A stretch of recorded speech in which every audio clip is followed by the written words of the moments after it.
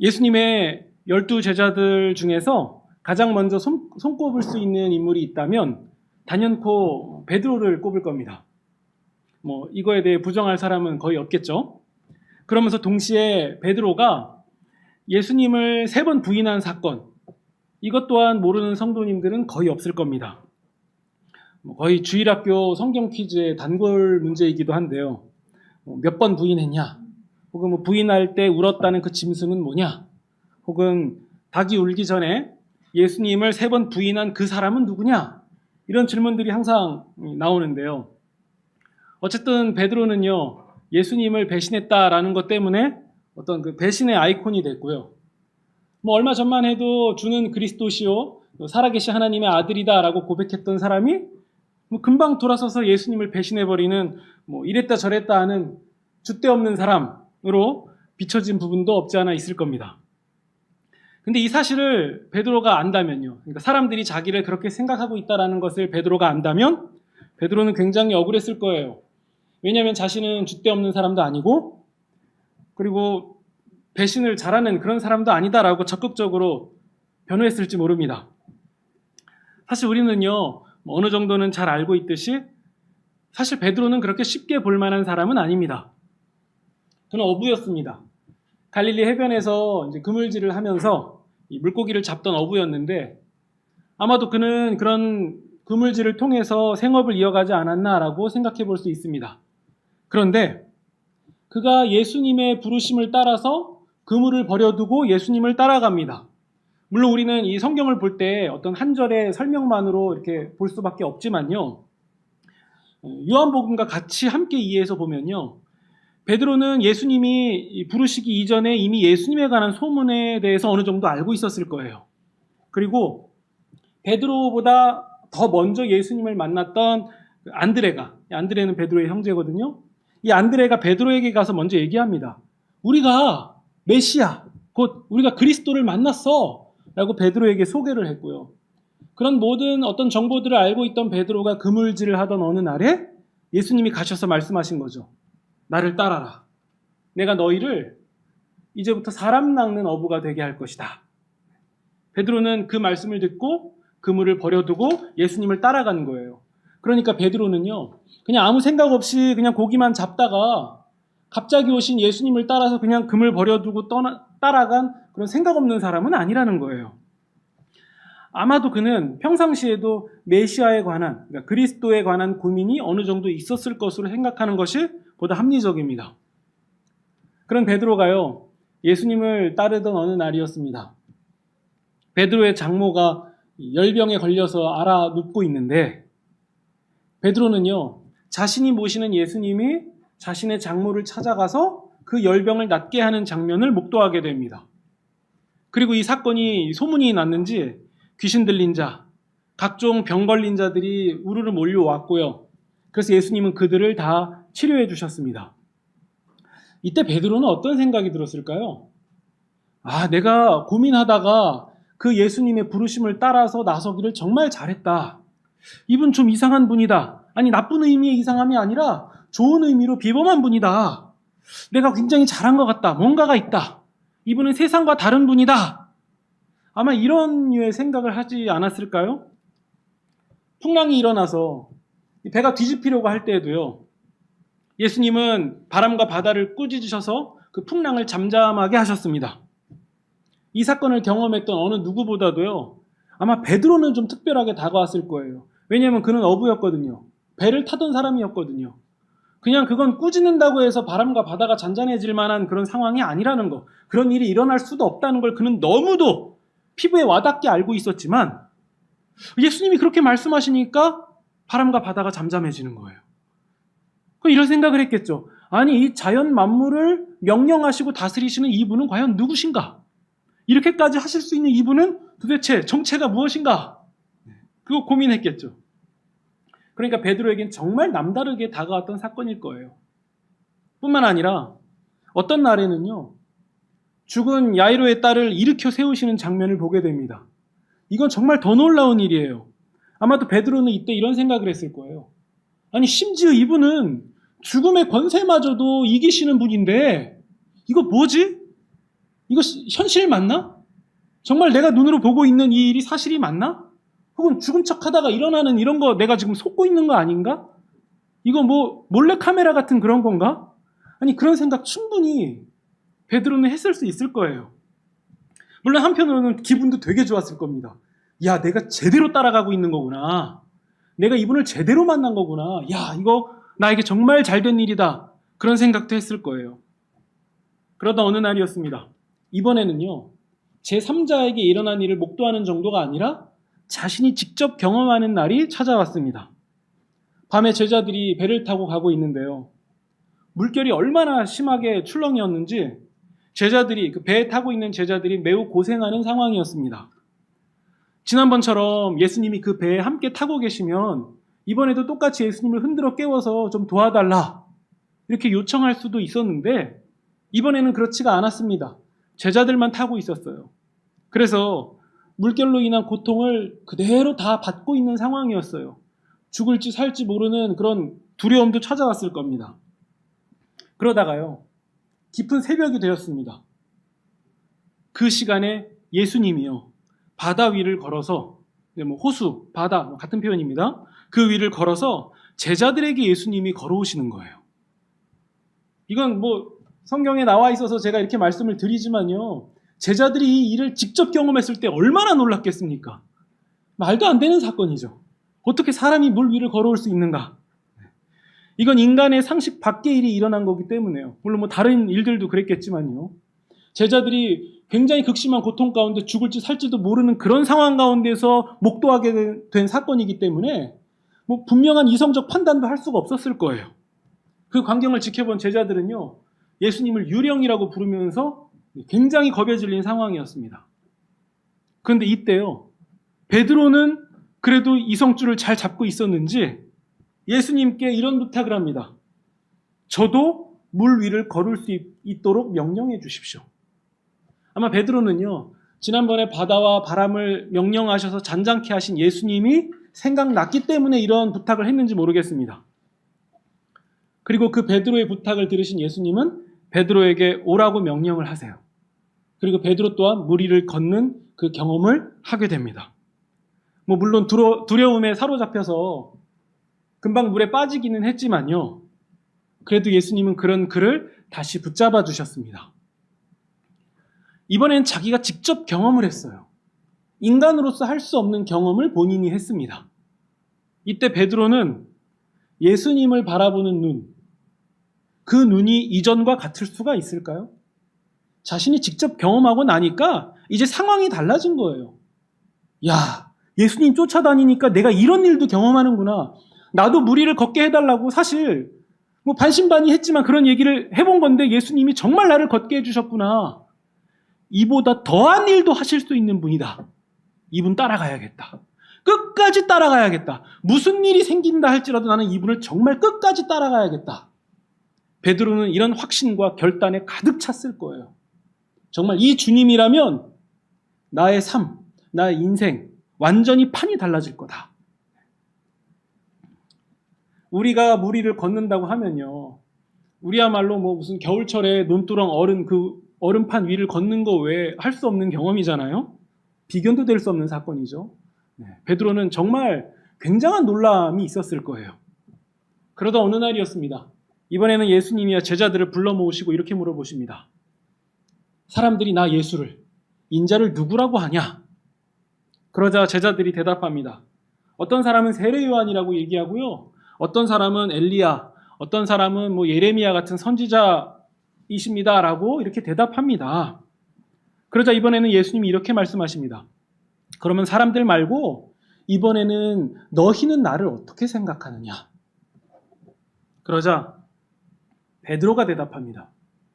주는 그리스도시요, 살아계신 하나님의 아들이십니다. 예수님은 이 대답을 듣고요, 정말 기뻐하셨어요. 베드로의 이 고백을 매우 기뻐하셨습니다. 물론 베드로는요, 자신이 이 신앙 고백을 예수님께 드리면서도 정작 그것이 어떤 진정한 의미가 있는지는 잘 몰랐기 때문에 금방 예수님께 야단 맞는 일을 만들어내기도 했지만요, 아무튼 베드로가 예수님께 주는 그리스도시요 살아계신 하나님의 아들이십니다 라고 고백을 드릴 수 있는 것은 베드로 스스로 한 일이 아니라 하나님 아버지께서 깨우쳐 주셨기 때문에, 알게 해주셨기 때문에 너가 이런 고백을 할 수 있었다라고 예수님이 가르쳐 주셨습니다. 그리고 며칠이 더 지나서 베드로는요, 예수님을 따라서 어느 높은 산에 올라가게 됩니다. 베드로는 거기서 모세와 엘리야와 함께 계신 예수님을 만나게 돼요. 예수님이 모세와 엘리야와 함께 대화하는 장면을 목도하게 됩니다. 이때 베드로는 또 한 번 정신줄을 놓을 만한 상황이었을 거예요. 그러면서 베드로는 자기는 이제 여기서 머물고 싶다고, 모세와 엘리야와 예수님과 함께 머물고 싶다고 여기서 초막 셋을 지어서 거기서 머물고 싶다, 제가 초막을 짓겠습니다 라고 제안합니다. 아마 베드로는 이러한 특별한 경험들이 계속 누적이 되면서 베드로는 예수님을 향한 마음이 굉장히 커졌을 것이 분명합니다. 이제 예수님을 떠나라고 해도 떠날 이유가 없는 그런 사람이 된 거죠. 아주 자기 확신과 결단과 각오가 충만한 사람으로 점차 굳어져 갔던 거예요. 그러던 중에 예수님이 십자가를 앞두시고 제자들과 함께 최후의 만찬을 하신 날이에요. 이 빵을 떼시면서 내 살이다, 포도주를 주시면서 내 피다라고 함께 나누었던 그 식사를 마친 날이었습니다. 식사 후에 예수님이 제자들에게 말씀하십니다. 너희가 나를 다 버릴 거다. 이거 얼마나 놀라운 얘기일까요? 아니, 기분 좋게 저녁 식사까지도 잘 먹고 분위기도 좋은 상황이었을 텐데 예수님이 무겁게 말씀하시는 거예요. 너희가 나를 다 버릴 거다. 한 명도 빠짐없이 다 버릴 거라는 말씀이었어요. 그때 베드로가 얘기합니다. 아니, 무슨 소리세요? 다른 사람은 다 주를 버릴지언정 저는 결코 주를 버리지 않습니다. 황당했을 거예요, 베드로는요. 아니, 내가 주님을 향한 마음이 어느 정도인데 주님이 이렇게 말씀하실까?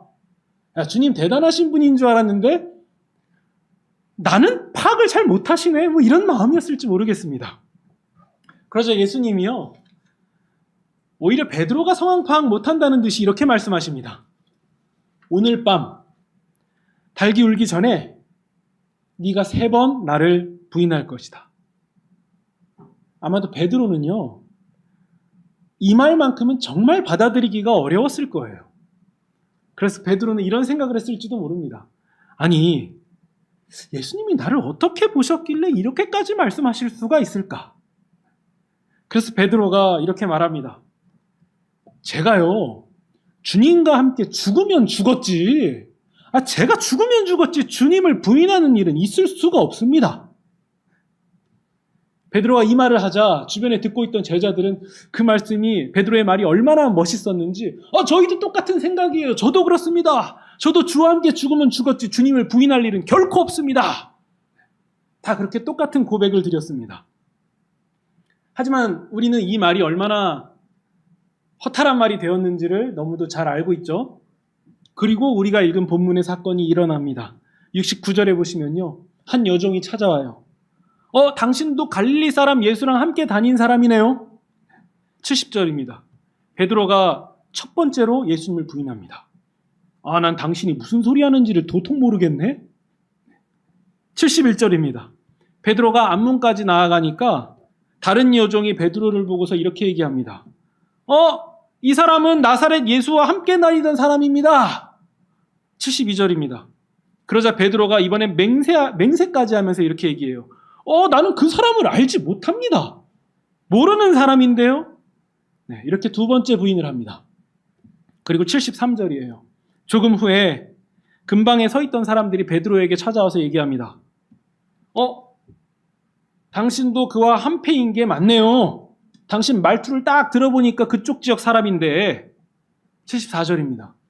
베드로가 이번에는 자기가 거짓말을 한 거라면 벌이라도 받겠다고 스스로를 저주하는 말을 하면서 이렇게 얘기합니다. 나는 그 사람을 알지 못합니다. 이게 세 번째 부인이었어요. 그러자 달기 울었습니다. 75절입니다. 그때 베드로는 달기 울기 전에 3번이나 나를 모른다고 할 것이라고 말씀하셨던 그 주님과 주님의 말씀이 생각났습니다. 그래서 그는 어떻게 했죠? 그는 밖으로 나가서 몹시 울었습니다. 여러분, 우리는 이 사건에서요, 이 베드로의 심경을 깊이 읽어낼 수가 있습니다.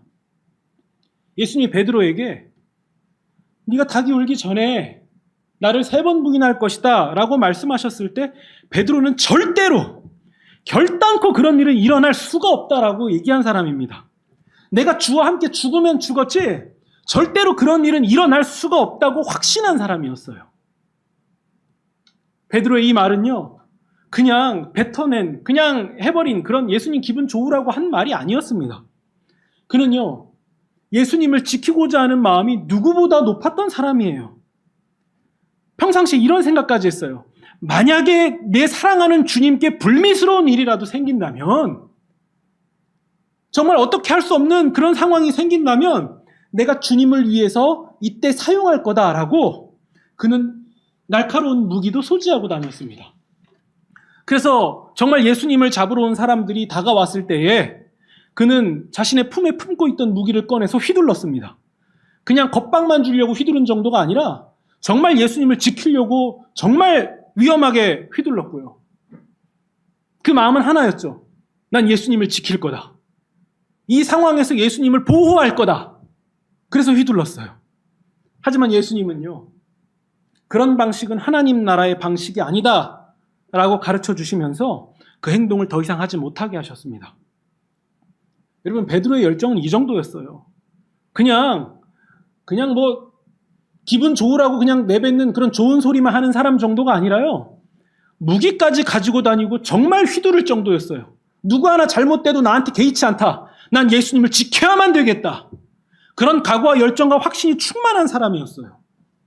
무슨 일이 있어도, 어떠한 상황에도 나는 주님을 따를 거다. 그러니까 예수님이 그리스도시요 하나님의 아들이시라는 고백, 그리고 죽으면 죽었지 예수님을 부인하지 않겠다라는 그런 말, 그냥 내뱉은 말들이 아니었다는 거예요. 최소한 베드로 자신에게 있어서만큼은 정말 진심이었고요. 정말 그렇게 할 것이라는 확신에 가득 찼었던 거예요. 그러나 그도 인간이었습니다. 그도 한계가 있는 사람이었어요. 인간적인 한계, 인간적인 연약함, 이런 상황에서 벗어날 수가 없는 사람이었습니다. 그가 아무리 손꼽는 예수님의 제자여도요, 그 또한 어쩔 수 없는 인간이었다는 사실이에요. 품에 무기를 품고 다닐 정도의 대단한 각오를 가졌고, 그 무기를 휘둘렀다는 그런 담대함까지도 보였음에도, 너도 갈릴리 사람이랑 똑같이 다녔던 사람 아니냐라는 그 여종의 말 앞에서 그냥 순식간에 무너져버리는, 부인하는 연약한 모습을 보여줄 수밖에 없는 그런 연약한 사람에 불과했다는 거예요. 베드로는요, 진심으로 정말 마음을 다해서 예수님을 부인하고 싶어서 그렇게 말한 걸까요? 그건 아니었습니다. 우리가 본문에서 읽은 것처럼요, 달기 우니까 베드로의 첫 번째 반응이 무엇이었습니까? 예수님이 생각난 거예요. 너가 나를 부인할 거다라는 예수님의 그 말씀이 생각났고, 자기는 아니라고 고백했지만 예수님의 말씀처럼 그 앞에서 무너진 자신을 바라보게 되니까, 그런 연약하고 초라한 자신을 마주하게 되니까 그는 밖으로 뛰쳐나갈 수밖에 없었고, 그래서 심히 통곡하는 일 외에는 자기가 뭐 할 수 있는 게 없었어요. 그때 베드로의 심정은 어땠겠습니까? 여기서 우리는 이 질문 앞에 설 차례입니다. 나는 베드로보다 잘할 자신이 있습니까? 나는 베드로보다 더 예수님을 잘 따를 자신이 있습니까? 12제자들은 다 예수님을 부인하고 떠났지만 나만큼은 12제자보다는 훨씬 나을 거다라는 그런 각오와 확신이 있습니까? 혹시라도 네, 저는 자신이 있습니다, 더 잘할 거예요 라고 말씀하실 수 있는 분이 계실지는 모르겠습니다. 하지만 결과는 크게 다르지 않을 거예요. 베드로도 그랬고 12제자들도요, 자신 하나만큼은 있었거든요. 하지만 다 예수님을 떠났습니다. 결국 그렇게 똑같이 다 끝났죠. 예수님을 3번 부인했다라는 사실은요, 횟수로 3번만 했다라는 정도가 아니라 예수님께 완전히 등을 돌렸다라고 이해하는 것이 맞습니다. 이제 베드로는요, 제자로서 전혀 면목이 없다, 자격도 없다, 나는 그런 사람이 되었다, 이런 상태가 된 거죠. 베드로는요, 다시 그물을 잡아야 되는 일 외에는 뭐 다른 일이 없었을 거예요. 왜냐하면 예수님과 함께 다녔던 그 길을 다시 다니기라도 했다간 알아보는 사람들 때문에 불편한 일들이 생길 거거든요. 그래서 베드로는 예수님을 몰랐던 과거의 어느 날과 똑같이 그물을 던지고 있었습니다. 그런데 그때 부활하신 예수님이 찾아오신 거예요. 어쩌면 베드로는 이 일이 일어나지 않기를 바랐을 거예요. 예수님이 이제는 안 찾아오셨으면 좋겠다. 근데 부활하신 예수님이 베드로를 찾아오셨습니다. 베드로는 한 장면이 생각났을 거예요. 저 옛날 과거에 3년 전이죠. 자신을 찾아오신 예수님. 그때도 나는 똑같이 그물을 던지고 있었는데 하필이면 예수님은 왜 지금 그물을 던지고 있는 나를 찾아오셨을까? 그리고 예수님은 그물질을 하는 베드로와 제자들을 부르셨습니다. 그리고 식사를 차려주셨어요. 마치 십자가를 앞두시고 예수님이 최후의 만찬을 차려주신 것처럼 이번에도 예수님이 제자들을 불러서 식사를 차려주셨습니다. 그리고 제자들을 먹이셨죠. 그리고 식사가 마치고 예수님이 말씀하십니다. 요한의 아들 시몬아, 네가 이 사람들보다, 다른 표현으로 바꾸면요, 다른 사람들보다 네가 나를 더 사랑하냐? 왜 예수님은 굳이 다른 사람을 넣으셨을까요? 베드로의 고백과 무관하지 않았을 거예요. 다른 사람은 다 주를 버릴지언정 나는 버리지 않습니다. 그 예수님이 그걸 물어보시는 것 같아요.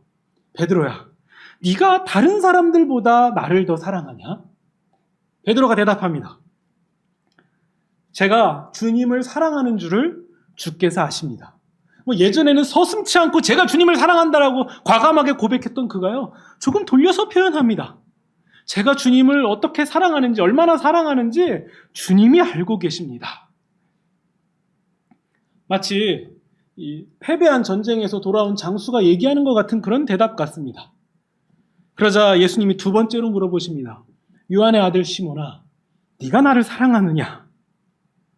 베드로는 이번에도 동일하게 대답합니다. 주님, 그렇습니다.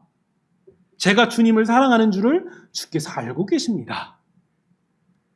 그리고 예수님께서 3번째 물어보십니다. 요한의 아들 시몬아, 네가 나를 사랑하느냐? 이때 성경은요, 이렇게 기록하고 있습니다. 주께서 3번째 네가 나를 사랑하느냐라고 하심으로 베드로가 근심하였다. 슬퍼하였다. 베드로는 왜 슬펐을까요? 왜 예수님이 3번 물어보실 때 슬펐을까요? 자신이 예수님을 3번 부인한 것을, 그때 그 슬펐던 사건을, 잊고 싶은 그 사건을 예수님이 간접적으로 드러내셨기 때문이에요. 그냥 예수님이 모르셨으면 좋았겠고, 아니 아셨다 해도 그냥 모른 척 해주시면 정말 좋았을 것 같은데 예수님이 그 사건을 굳이 드러내신 거예요. 그러니까 베드로는 근심하고 슬펐을 수밖에 없는 거예요. 그때 베드로는 그 3번째 질문에 이렇게 대답합니다. 주님께서 모든 것을 알고 계십니다. 이 모든 것은 뭘까요? 저는 주님 3번 부인했어요. 안 할 거라고 얘기했고 죽으면 죽었지 저는 절대 그러지 않는다고 얘기했지만 저는 사실 3번 다 완벽하게 부인했습니다. 예수님 말대로 닭이 울기 전에 3번 다 그 카드를 써버렸어요. 아니 닭이 울고 나서라도 하면 마음이라도 편할 텐데 닭이 울기 전에 3번 다 부인해버렸습니다. 근데 그거 제 본심 아니었어요. 제 확신과 결단은요, 그렇게 할 마음이 없었고 정말 주님을 지키고 싶었고 주님을 따르고 내 신앙 고백은 틀리고 싶지 않았는데 저는 그렇게 무너지더라고요. 그래서 주님께 내세울 수 있는 결과가 하나도 없더라고요. 그럼에도 주님은 모든 것을 아십니다. 그게 제 본심이 아니었고 제가 그걸 원치 않았다는 그 모든 것을 주님은 아십니다. 제가 주님을 사랑하는 줄을 주께서는 알고 계십니다. 세상은 몰라도, 사람들은 몰라도 주님은 그 마음을 알고 계십니다. 이게 베드로의 고백이었습니다. 이게 무슨 뜻입니까? 3번 부인한 것을 예수님께서 다시 3번 물어보셔서 베드로가 3번 부인한 일이 아무 일도 아니었다라는 거, 그냥 지나가 버린 일이었다는 것을 예수님이 보여주신 거예요. 그거 아니야. 아무 일도 아니었어. 그럴 수 있어. 아무것도 아닌 일이야. 예수님이 다 무마시켜 주신 거예요. 그래서 예수님은 3번 이렇게 말씀하십니다. 내 양을 먹여라. 내 양을 쳐라. 내 양을 먹여라. 이건 무슨 뜻이겠습니까? 너는 여전히 내 제자다. 다시 제자의 길을 걸어가라. 내가 인정한다. 나 예수가 인정한다. 사람이 인정하지 않아도 돼. 세상이 인정하지 않아도 좋아. 나 예수는 너를 인정한다. 그 옛날 3년 전에 그물을 던지던 때와 똑같이 그때랑 다를 바 없이 내가 지금도 여전히 너를 다시 부른다. 내가 너를 인정한다. 네, 바로 이 뜻이에요. 스스로 제자의 자격이 없다라고 무너져버린 베드로를요, 예수께서 기어코 찾아오셔서 기어코 다시 제자로 세우시는 예수님. 우리는 예수님이 이런 분이라는 사실을 기억해야 됩니다. 다시 질문 드리겠습니다. 여러분은 베드로보다 더 잘할 자신 있습니까? 네. 저는 없어요. 저는 목사고 주일에 강단에서 설교도 하는데요. 베드로보다 더 잘할 자신은 없습니다. 베드로보다 더 주님을 잘 따라갈 자신도 없어요. 겸손 때문에 얘기하는 게 아니라 전 진짜 그래요. 저는 강단에서는 베드로와 고백은 똑같이 할 수 있어요. 죄송한 표현이지만 다른 성도님들은 다 주를 떠나도 저는 주님을 떠나지 않을 겁니다. 저는 고백은 이렇게 할 수 있어요. 하지만 저는 잘 알고 있습니다. 막상 그 인간적인 불편함이나 위기가 맞닥뜨리게 되면 그 앞에서 저는 제가 목사이든 뭐든 금방 내버릴 수 있는 인간이라는 거 저도 피해갈 수 없다는 사실은 잘 알고 있어요. 제가 아무리 주를 확신한다 해도, 아무리 열변을 다해서 설교를 토한다 해도 저 또한 한계 앞에 서면 좌절할 수밖에 없는 그냥 그런 하나의 인간일 뿐이라는 거 저는 알고 있습니다. 그러니까 베드로를 기어코 찾아내셔서 붙잡아 주시는 예수님이 아니라면, 우리를 기어코 찾아내셔서 우리를 잡아주시지 않는다면 우리가 스스로 확신하는 믿음, 그런 것들은요 실상 아무것도 아닌 거예요. 우리가 아무리 호언장담하는 믿음이라 할지라도요 그거 아무것도 아닌 거예요.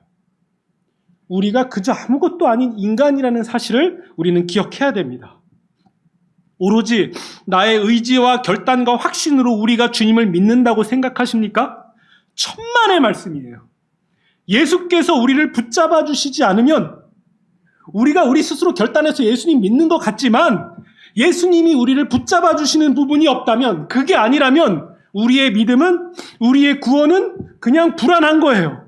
기분처럼 왔다 갔다 사라지고 그런 것들이에요. 안개와 같은 것들입니다. 우리는 기억해야 돼요.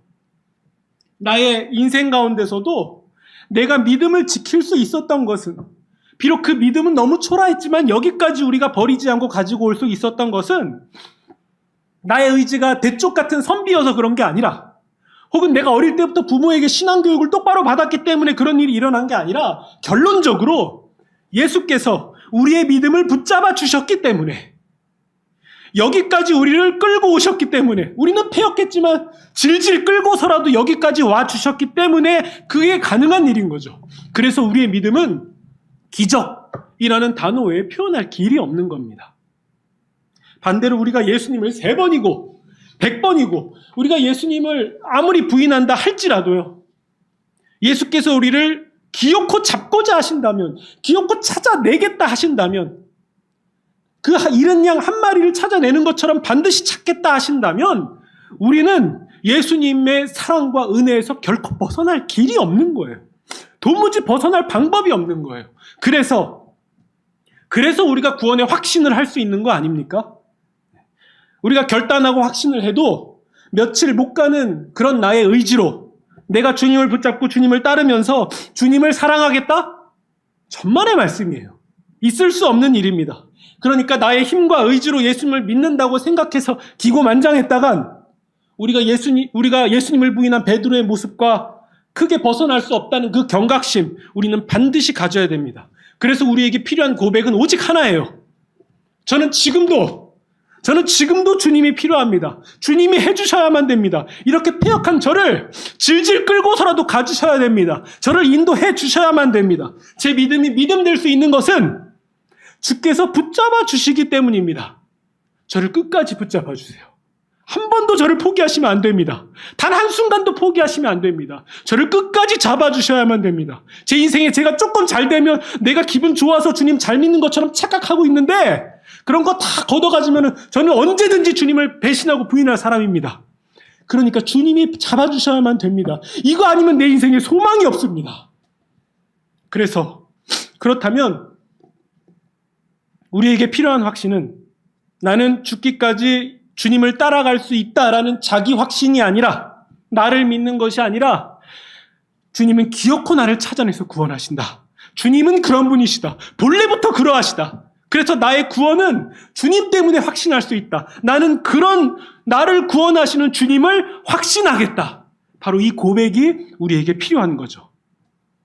다시 말씀드리면 나를 믿는 게 아니라 나를 구원하시는 주님을 믿는 겁니다.